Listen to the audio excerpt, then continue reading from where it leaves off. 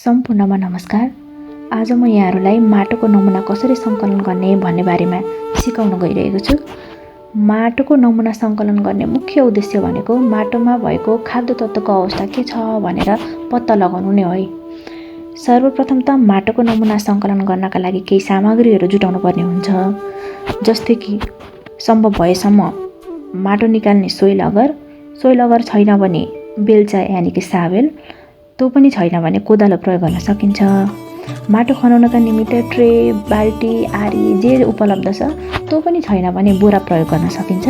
र माटो राख्नका निमित्त हामीलाई प्लास्टिक थैलीको आवश्यकता पर्छ, जुन हामी सजिलै जुटाउन सकिहाल्छौँ है।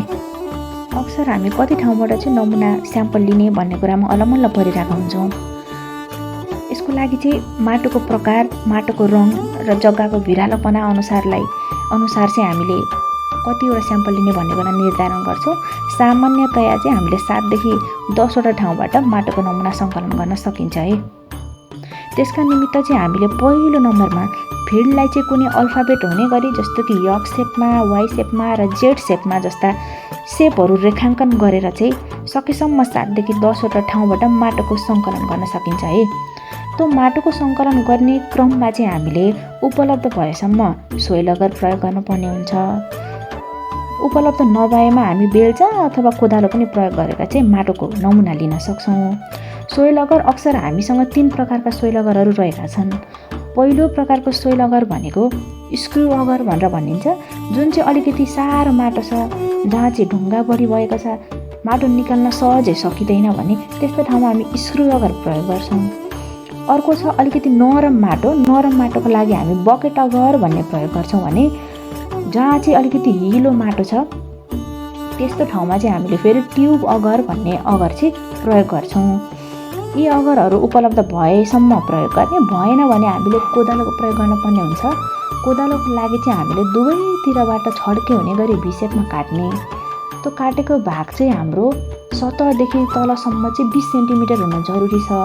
किनभने अक्सर हामी सागसब्जी लगाउने हो या चाहिँ खाद्यान्न बाली लगाउने हो भने हामीले 20 सेन्टिमिटरसम्मको नमुना चाहिँ जाँच्न पर्ने हुन्छ। यसरी हामीले 7 देखि 10 वटा ठाउँबाट चाहिँ माटोको सङ्कलन गर्छौँ। यसरी सङ्कलन गरेको माटोलाई एकै ठाउँमा मिलाउनु पर्छ, जसलाई हामी कम्पोजिट स्याम्पल भनेर भन्ने गर्छौँ है। त्यस माटोमा भएको ढुङ्गा, केही ठुटाहरू छन् भने तिनीहरूलाई पनि हटाउनु पर्यो।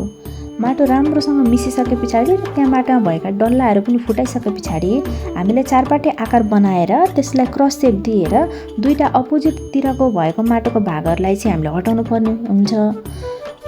यो प्रक्रिया चाहिँ हामीले जबसम्म आधी किलो माटो अथवा 1 अन्जुली माटो हुँदैन त्यतिखेरसम्म दोहोऱ्याइरहनु पर्ने हुन्छ। यति गरिसके पछाडि त्यो आधी किलो माटोलाई अघि ल्याएको प्लास्टिकको थैलीमा सर्लक्क हाल्नु पर्यो र विवरण खुल्ने गरी केही डाटाहरू पनि इनपुट गर्नुपर्ने हुन्छ। विवरणमा के हाल्ने भन्दा किसानको नाम, त्यो किसानको ठेगाना, पूर्व बाली के लगाएको थियो, अब लगाउने बाली के हो र उहाँको सम्पर्क नम्बर चाहिँ राख्नुपर्ने हुन्छ। डाइरेक्ट कागजको टुक्रालाई अहिलेको माटोको स्याम्पलमा थैलीमा हाल्यो भने कागज भिज्छ। त्यही भएर चाहिँ त्यो कागजलाई फेरि छुट्टै प्लास्टिकमा हामीले पोको पारेर त्यसलाई फेरि माटोको नमुनाको प्लास्टिकमा चाहिँ हाल्न सकिन्छ। यसरी चाहिँ हामीले एउटा सोइलको स्याम्पल बनाएर ल्याबमा पठाउन सकिन्छ। केही कारणवश ल्याबमा चाँडै स्याम्पल पठाउन सकिएन भने हामीले घरमा जहाँ चाहिँ शीतल ठाउँ छ, डाइरेक्ट घाम आउँदैन, त्यस्तो ठाउँमा माटोलाई फिजाएर पनि राख्न सकिन्छ र 1 हप्ताभित्र चाहिँ हामीले त्यो माटोको स्याम्पललाई चाहिँ ल्याबमा पठाउन सकिन्छ। यसरी हामीले सजिलो ढङ्गसँग माटोको नमुना सङ्कलन गर्न सकिन्छ।